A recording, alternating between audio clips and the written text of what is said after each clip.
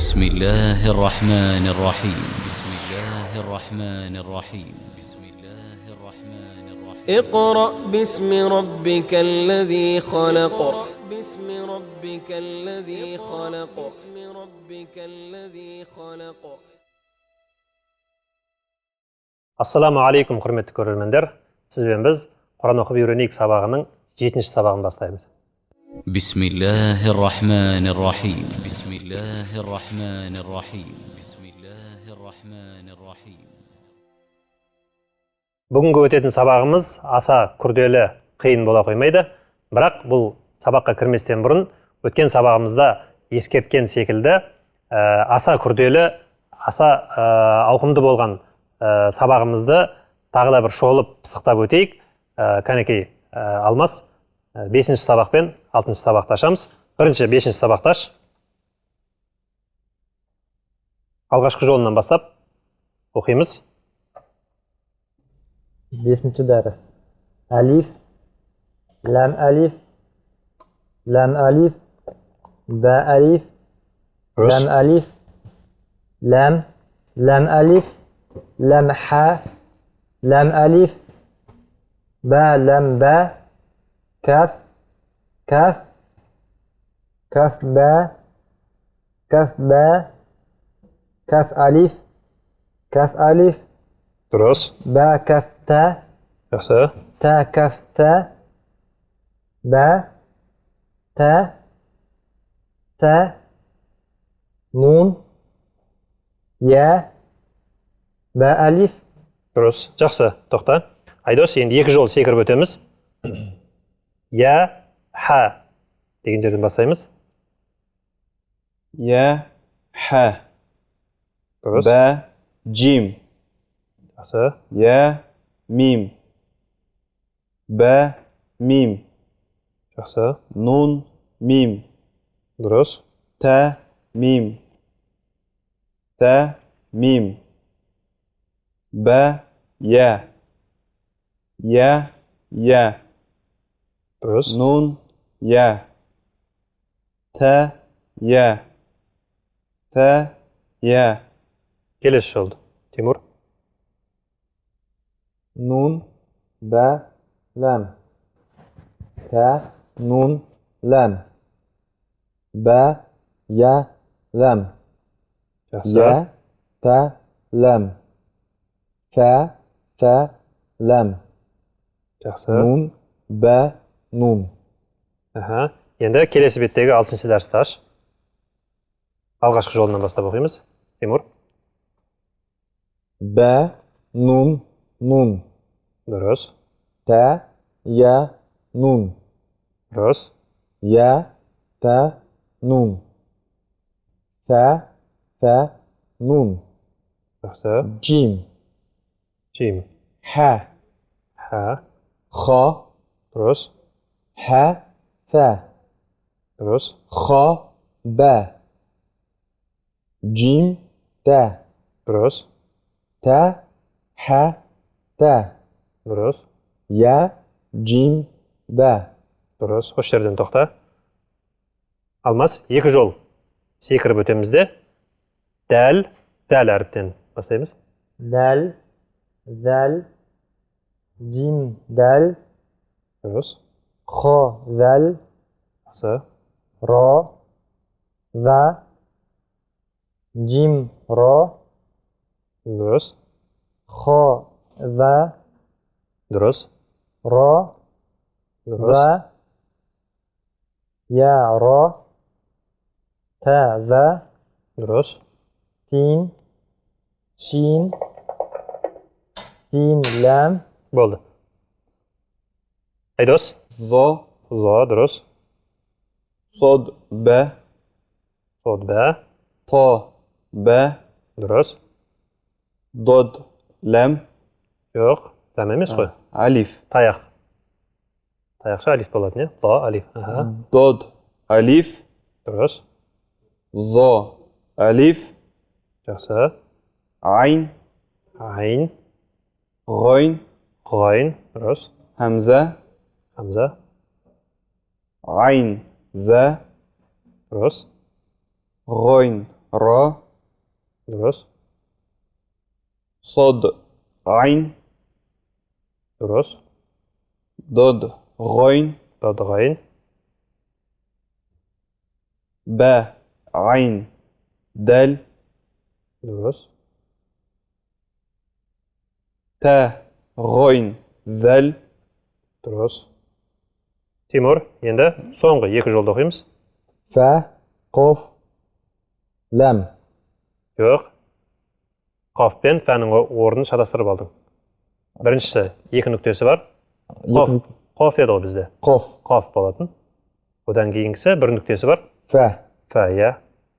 сонда قاف فا لام Дұрыс, يا فا дұрыс, ميم дұрыс, ميم дұрыс, ح ميم дұрыс, لام ميم дұрыс, تا ميم дұрыс, تا ميم تا дұрыс. Жақсы, бәрекелді. Рахмет, жігіттер. Мінекей, құрметті көрермендер, әріптердің қосылу кезеңін артқа тастадық. Сіздер де жақсылап меңгеріп, әріптерді еркін танитындай деңгейге жеткен болсаңыздар, енді жаңа сабағымызға көшейік. بسم الله الرحمن الرحيم بسم الله الرحمن الرحيم بسم الله الرحمن الرحيم Бүгінгі өтетін жетінші жаңа сабағымыз бөлек әріптер деп аталады. Олай деп аталу себебі, бұл мәтінде келген жеке әріптер Құранның белгілі бір сүрелерінің басында бөлек әріп күйінде келеді. Және сол әріптердің бір-біріне қосылуы біздің өткен сабағымызбен жанама болғаннан кейін, және Құран сүрелерінің кейбіреуінің басында осы әріптер келгеннен кейін, біз осы әріптердің қалай оқылатынын аздаған ережесімен таныс боламыз. Қазір мен таныстырып көрсетемін, сосын біздің шәкірттер жеке-жеке оқитын болады. Құрметті көрермендер, сіздер де бізбен бірге қалыспай, шәкірттермен бірге оқып отырыңыздар. Қарап байқап отырғанымыздай, сөздер жеке әріптерден, бөлек әріптерден құралған. Мынауымыз алиф, мысалы, ләм, сосын мим. Иә, тағы да алиф, ләм, мим, сад. Алиф, ләм, ра, алиф, мим, алиф, ләм, мим, ра. Осылай әрбір әріптерден осындай сөздер құралып тұр. Бұларды сол себептен бөлек әріптер деп жатырмыз. Ал бұл жердегі тек қана бір ғана ерекшелік, біз байқап тұрған әріптердің кейбіреуінің үстінде қызыл ирек сызық тұр. Қызыл ирек сызықты байқап тұрмыз, иә? Бұл ирек сызық осы әріптің 6-ға дейін созылатындығын білдіреді. Жақсылап ескеріп байқап алайық. Бұл ирек сызық қандай дедік, Алмас? 6-ға дейін созылатынын білдіреді. Бұл әріптің 6-ға дейін созылатындығын білдіреді. Қазір мен жеке-жеке сөздерді оқып көрсетемін. Осы сөздер Құранды оқыған кезде, Құран сүрелерінің кейбірінің басында келген кезде, біз осындай тәртіппен оқитын боламыз. Құрметті көрермендер, сіздер де бізбен бірге ілесіп бақылап отырыңыздар. Міне мен бірінші сөзді оқимын. Алиф, ешқандай созылмайды, алифтің үстінде ирек сызық жоқ. Ләм, мим. Қосатын болсақ, алиф, ләм, мим. Келесі сөз. Алиф, ләм, мим, сад. Келесі. Мынау қандай әріп, Алмас? Алиф. Келесі. Алиф, Жоқ. Алиф, ләм, ра. Иә, алиф, ләм, ра. Енді созып оқимыз. Алиф, ләм, ра. Алиф пен раның үстінде ирек сызық жоқ, тек қана ләмнің үстінде ғана. Сол үшін біз ләмді ғана созамыз. Келесі сөзді мен оқимын қазір, сосын қайтадан бастан бастап кезек-кезек оқимыз. Алиф, ләм, мим, ра. Алиф пен раның үстінде ирек сызық жоқ, ләм мен мимді ғана создық біз. Кәні, Тимур, сенен бастаймыз. Жаңағыдай ретпен, тәртіппен оқып көреміз, кәні. ألف لام ميم. Дұрыс, бірақ сәл қысқа болып қалды. Бұдан да ұзағырақ созамыз. Келесі сөз соз. ألف لام ميم صاد Дұрыс. Айдос, келесі сөзді оқы.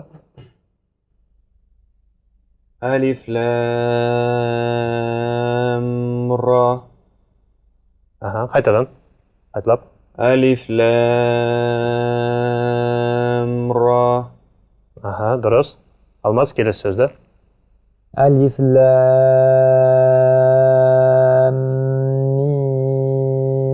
ميم را Дұрыс. Осы ретпен келесі қатарды оқып шығамыз. Мен бірінші оқып көрсетейін. Байқап тұрғандай, бұл сөз 1, 2, 3, 4, 5 әріптен құралып тұр. Мына біріккен әріптер, немесе біріккен бөлек әріптер, бұлар Құранда Мариям сүресінің басында келеді. Үшеуінің ғана үстінде ирек сызық тұрғанын байқап тұрмыз. Демек, үшеуі созылады да, ортасындағы екеуі созылмайды.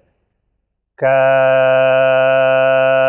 ха, я, айн, сод. Қайтадан. Каф, ха, я, айн, сод. Қана осы сөзді қайта оқып шығамыз. Каф, ха, я, айн, сод. Әр үстінде ирек сызығы бар әріпті осылайша алтыға созамыз. Келесі сөзде та және ха әріптен құралып тұрғанын көріп тұрмыз. Екеуінің үстінде де ирек сызығы жоқ болғандықтан екеуі де созылмайды. Та, ха. Қалыпты жағдағыдай. Келесі сөзде үш әріптен құралып тұр. Та, син, сосын мим әрпі. Таның үстінде ғана ирек сызық жоқ. Син мен мим де бар. Демек, таны созбаймыз, син мен мимді ғана созамыз. Кәні оқып көрейік. Та, син, мим. Таны созбаймыз, син мен мимді жеке-жеке 6-ға дейін созамыз. Алмас, басынан оқимыз. Бастаймыз, кәні. كاف ها يا عين صاد Дұрыс. Айдос, қалай оқитын едік? Келесі сөзді. طه Дұрыс. Тимур, келесі сөзді оқы. طاسين ميم Дұрыс. Енді алдарыңдағы кітапқа қараймыз да, 7-ші дәрісті ашып, алғашқы өткен 2 жолды кітаптың бетінен оқимыз. Алмас, бастаймыз кәні.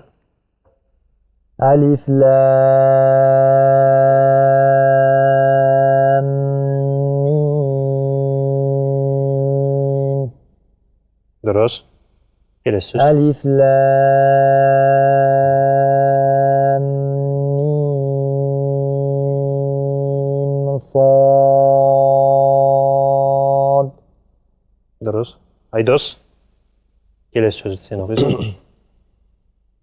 ألف لام را Дұрыс. ألف لام ميم را Дұрыс. Тимур, келесі сөз неше әріптен құрап тұр? 5 әріптен 5 әріптен, е? Оның қаншасын созамыз?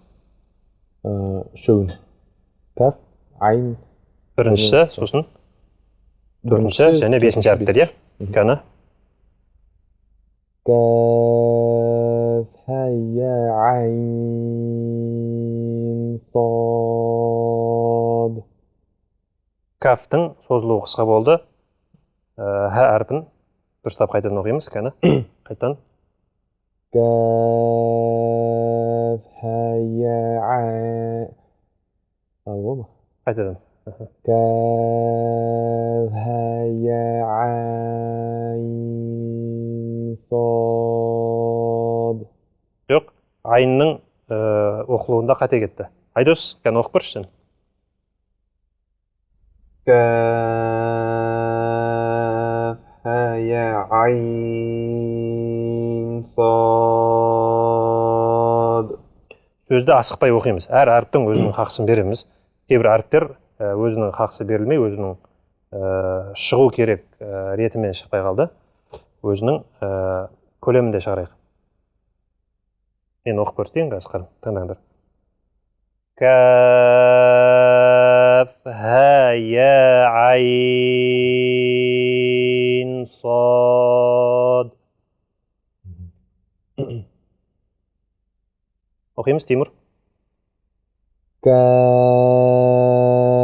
ها يا عين صاد. Жақсы. Келесі сөз. طه. Бұл екі әріпте созылмайды, иә? Келесі. طاسين ميم. Демек, үстінде ирек қызыл сызығы бар әріптерді біз алтыға созамыз дедік. Ол тек мына бөлек әріптер Құран сүрелерінің басында келген жағдайда ғана. Құран сүрелерінің басында осы бөлек әріптерді байқайтын болсақ, ол әріптердің үстінде, кейбірінің үстінде осындай ирек қызыл сызық болады. Осы сызықтар келген жағдайда біз сол әріпті алтыға дейін созамыз. Алтыға дейін созудың көрінісі жаңағыдай болады. Құрметті көрермендер, енді ары қарай келесі екі жолын өтейік. Сіздер де бізбен қалыспай бірге оқып отырыңыздар, ілесіп. Келесі сөздің біз екі әріптен құралған байқап тұрмыз. Біріншісінде ирек сызығы жоқ, екіншісінде бар, иә? Бар. Демек, біріншісі созылмайды, екіншісі ғана созылады. Тосин.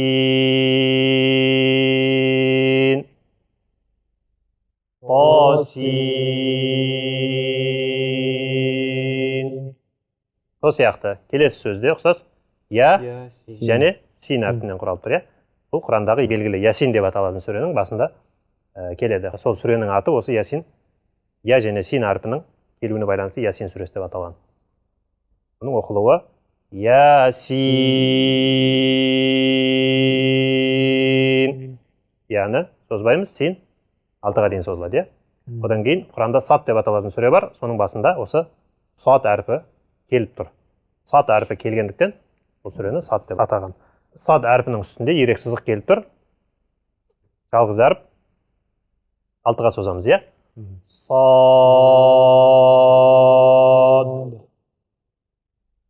Қалай?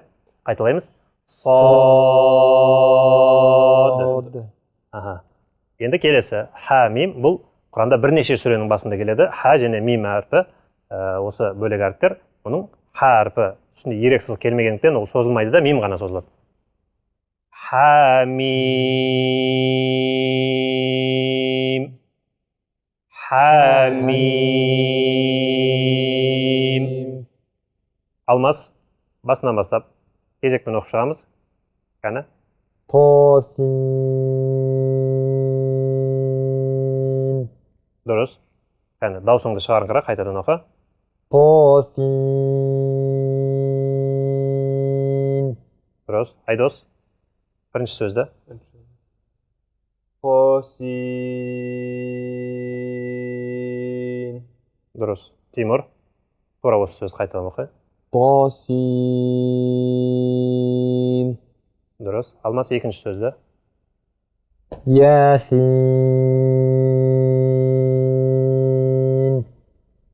Келесі әріпті. Сад. Сад әріпіміз қандай әріптерге жатады? Жіңішке ме, жуан ба? Жуан әріптерге. Жуан әріптерге жатады, сол үшін жуан қылып шығарамыз. Айдос, келесі сөзді. حميم.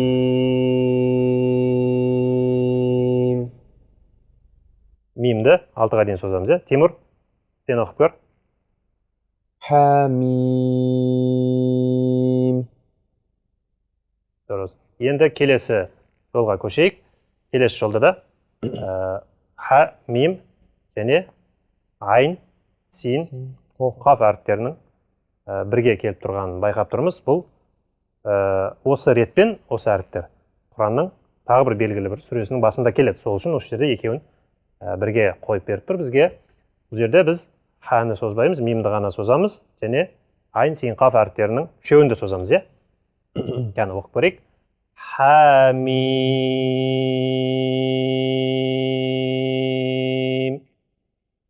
Айн,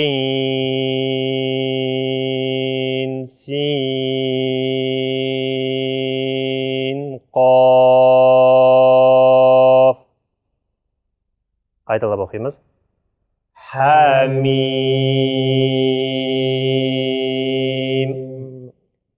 Айн, син, қаф. Алмас, оқып көреміз кәні. حميم عين سين قاف. Дұрыс, бірақ саған алдағы сөздерді оқыған кезде даусыңды қаттырақ шығару керек. Келесі сөз, бірақ әріп екенін байқап тұрмыз, бұл қаф әрпі, иә? Қаф әрпі Құрандағы Қаф сүресінің басында келеді. Осы Қаф әрпінің келуіне байланысты ол сүрені Қаф деп атаған. Қаф әрпінің де созылатын байқап тұрмыз. Қаф.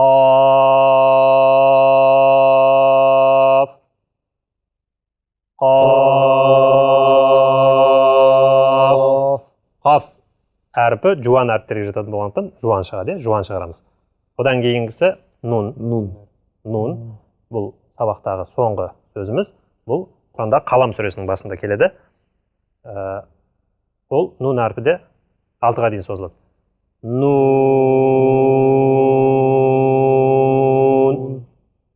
Қайталаймыз. Нун.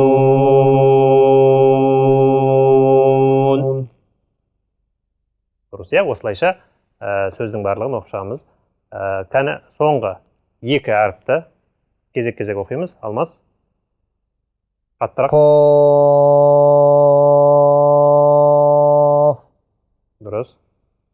Айдос, кітаптан қара.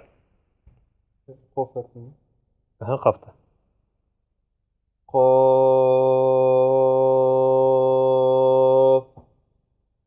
Келесі әріп. Нун. Дұрыс. Тимур. Соңғы жолдың басынан бастап. Хамим. Айн, син, қаф. Қаф. Дұрыс. Нун. Жақсы, рахмет. Бүгінгі сабақты қорыта келгенде айтатынымыз, бұл өткен сабағымыз алдындағы сабақтармен тығыз байланысы болғандықтан бізге осы бөлек әріптерді топтастырып жиып әкеліп осы жерге ұсынып тұр. Бөлек әріптердің ерекшелігі Құрандағы белгілі бір сүрелердің басында келеді. Егер Құранды оқыған жағдайда осы сүрелердің басындағы бөлек әріптерді кездестірсек, қалай оқимыз деген сұраққа жауапты біз осы жерден алған секілдіміз. Тек әріптердің үстіндегі ерек сызықтарға байланысты біз сол әріптің 6-ға дейін созылатын байқадық. Шәкірттерімізбен осы ерек сызық келген жағдайда әріптердің қаншалықты созылып оқитынын байқадық. Осымен біздің бүгінгі сабағымыз аяқталады. Келесі кездескенше сіздерге Алланың тыныштығымен сәлем болсын. بسم الله الرحمن الرحيم بسم الله الرحمن الرحيم بسم الله الرحمن الرحيم اقرأ باسم ربك الذي خلق باسم ربك الذي خلق باسم ربك الذي خلق